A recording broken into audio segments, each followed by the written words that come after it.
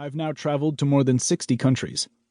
As a cultural educator and peacemaker, I've worked in conflict zones and negotiated between enemy groups as part of my work at the Center for World Religions, Diplomacy, and Conflict Resolution in Arlington, Virginia.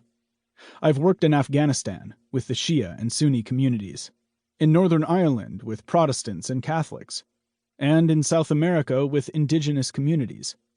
I've established a socially responsible tour company, Mejdi Tours, a social enterprise that partners with local organizations to develop sustainable community tourism.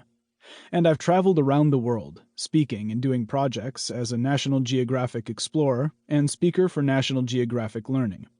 But no trip has been as difficult as that first trip just down the street. We can all experience self-transformation by traveling in our own neighborhoods.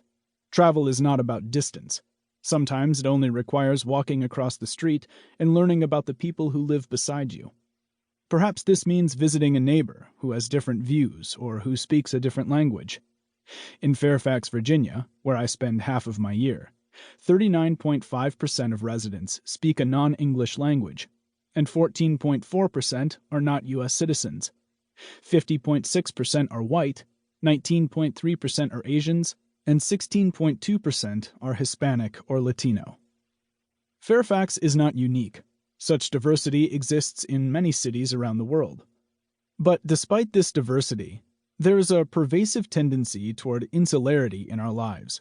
We tend to stick to familiar social circles, spending time with those who look, think, or worship as we do.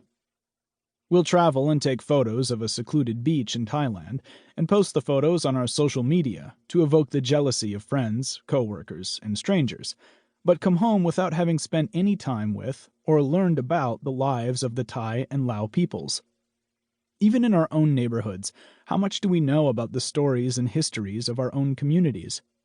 In other words, travel can begin at home, with a change of mindset, a move from insularity and routine to a curiosity about the people around us. From fear to transformation. When I was growing up, the barriers to meeting Israelis were complex, and the Israeli military occupation and the decades-long conflict dominated my views concerning the other half of the city. For a Palestinian, even the simple act of driving could result in a life-threatening situation. One of my earliest memories was driving from my grandmother's house back to our family home in Bethany, at most a 10-minute drive, and running into an Israeli checkpoint. Our car was pulled over by the army. The soldiers asked all of us to exit the vehicle. We obeyed, and they began searching all the men and boys, patting us down one by one. My middle brother, Fauzi, was stubborn when he was a teenager, and on this day, his stubbornness and the presence of an Israeli soldier was a bad combination. One of the soldiers asked my brother to spread his legs. He complied, but the soldier shouted that it wasn't enough and kicked my brother between the legs to spread them farther apart. Fauzi got angry and gave the soldier a shove. In a split second, the soldier lifted his gun and pointed it at my brother, ready to shoot. As we shouted and cried, my father, along with the other soldiers, intervened to try to de-escalate the situation. My father demanded that my brother quiet down and behave, but Fauzi, consumed in his fury, wanted to fight. The soldier, kicked me in my legs, Fauzi shouted. My father replied, "Yeah, but he has a gun. He can shoot you." I was terrified. This was my first real encounter with the Israeli army. But cooler heads prevailed, and after additional security checks, we were allowed to pile back into the car and continue on our way.